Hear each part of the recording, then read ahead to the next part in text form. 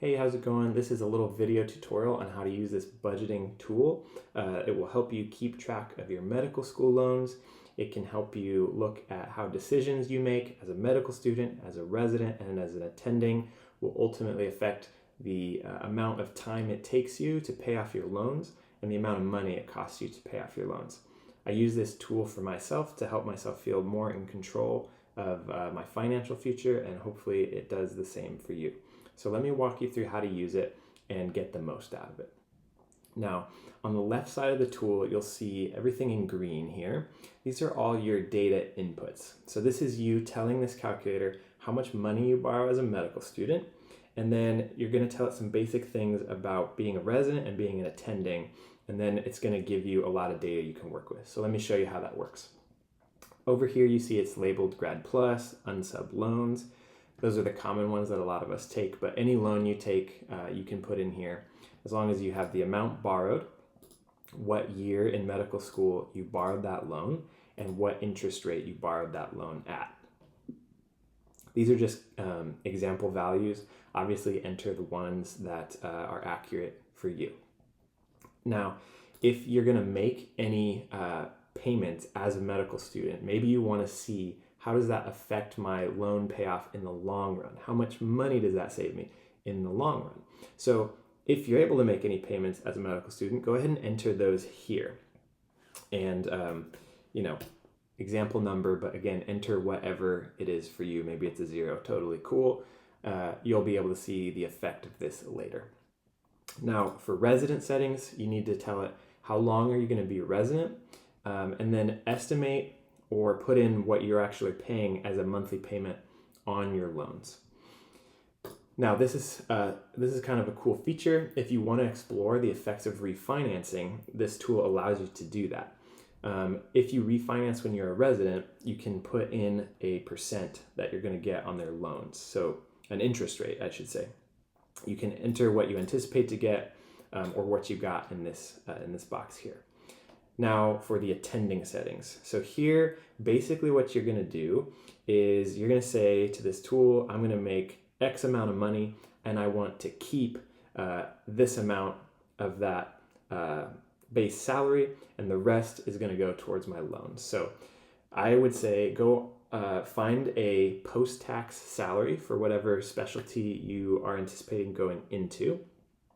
And then put that post-tax salary, there's a lot of easy online calculators you can use to find that, as an annual amount right in here. So in other words, this example number, I'm making $181,000 after tax on a yearly basis. And then I'm gonna tell the calculator, I want to keep $5,000 a month of my income for my personal budget, my expenses, etc. Now the next cell will show you, okay, there's $10,000 left in your monthly budget, and that's all going to go to loans. Okay, so that's the assumption that this calculator is taking. Now, if you want the option to put a one-time lump sum as an attending, you can enter that here. Maybe that's like a sign-on bonus that you want to just chuck towards your loans. You can enter that right here. And then if you want to see the effects of refinancing during the attending years, you can enter a refinanced interest rate here. Okay, so lots of data. Basically, the differences that you're looking for is what does it mean if I'm able to make payments as a medical student? What happens if I refinance as a resident? What happens if I change my monthly payment amount as a resident? How much money do I need to keep or spend on my loans as an attending? And if I refinance, lots of different choices and avenues that you can take. And the point of this tool is that you can enter all these and then see the differences. So let me show you how you can actually evaluate these choices.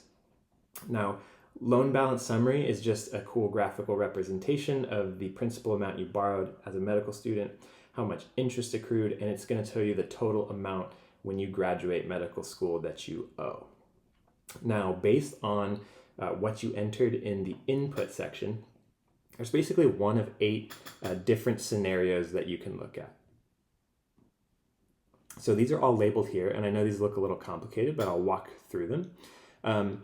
Now, you could have made no medical school payments. You could have not refinanced as a resident, and you could choose to not refinance as an attending. So that's scenario A. Everything else is labeled in the same manner and is just a different combination of the choices that you chose to make. So now you've got A through H here as these basic scenarios. So this scenario summary table here, it's going to show you what is your loan balance based on your inputs when you finish residency, and how long is it going to take you after you finish residency in years to pay off your loans. And you can see that these are different depending on which of these scenarios that you choose.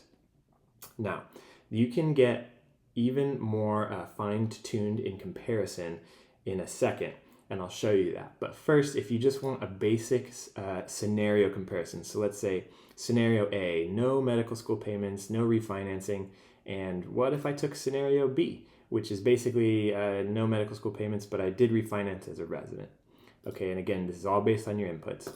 Boom, I'm going to see, oh man, if I take scenario B, I'm going to save $30,000 and I'm going to save 3 months of time based on what I told it I'm going to be paying on my loans as an attending. Cool. So now you've got a way to compare these 8 basic scenarios, but you might be thinking, hey, there's a lot more decisions I could make and I can fine tune things and I really want to see how that works. So let me show you how you can get even a little bit more granular. All right, scenario snapshot comparison table.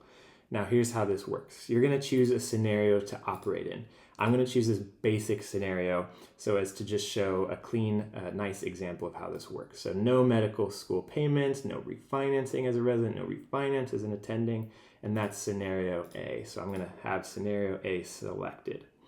So what's cool is I can take a snapshot. So I just hit the snapshot button. And what this does when you hit this is it's going to save all the inputs that you've put down. Okay, so all the loan amounts, all the interest rates, the medical school payments, residency settings, everything. Now, it lets you enter notes if you want. I'm going to just skip that for now. Voila. And so we took a snapshot and it's saying, okay, this scenario A, with all these inputs, it's going to cost this much money and take this much time to pay off your loans. And you're like, that's cool. Now, what if I, as a resident, I'm going to say, let's get crazy. I'm going to say, instead of $300 a month, what if I was able to pay $900 a month or something? Again, these are just example numbers. Okay, so now still within scenario A, I'm going to take another snapshot. And what this table is going to do is it's going to populate more data.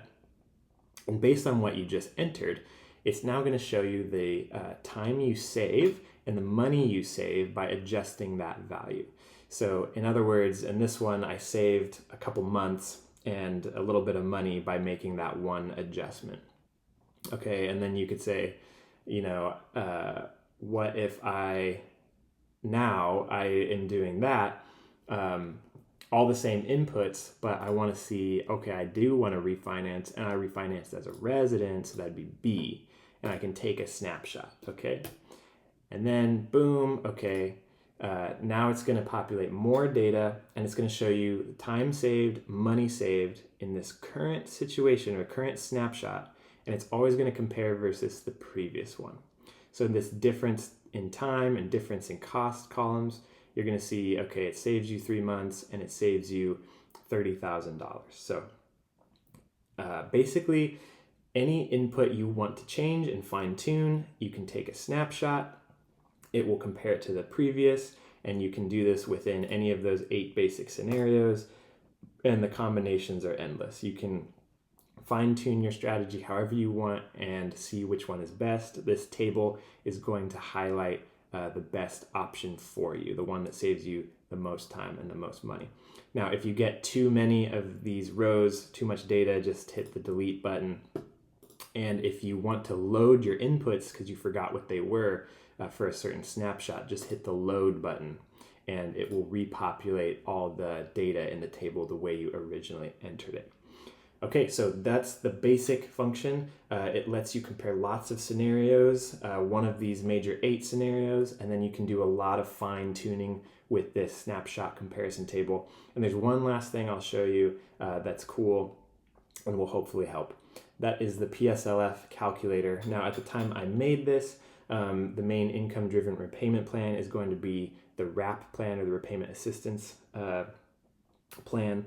Now, I encourage you to obviously do some of your own research on this, but basically, this is an income-driven repayment plan that you can opt to be on, and it is public service loan forgiveness eligible. And so what that assumes is if you make 10 years of qualifying payments, you will get your loans forgiven. There's a little bit more information here on this PSLF help button. And again, I would encourage you to do some of your own research on this. But basically, I put a calculator here that allows you to put in some of your basic information. And as things stand right now with the repayment assistance plan, it'll calculate what your basic monthly payment is going to be. And then it's going to assume you make 10 years of qualifying payments and get your debt forgiven.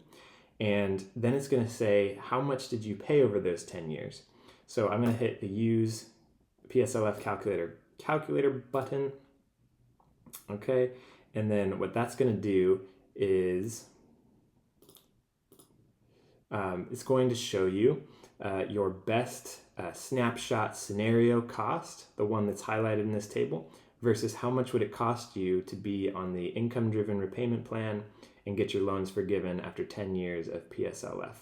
And so obviously these numbers are going to depend heavily on your personal numbers, what your inputs are, but this is a really cool way of comparing what might be a really aggressive payment plan on your behalf versus what PSLF might cost you. So that's the tool. If you need instructions, there is an instructions page where this is all typed out.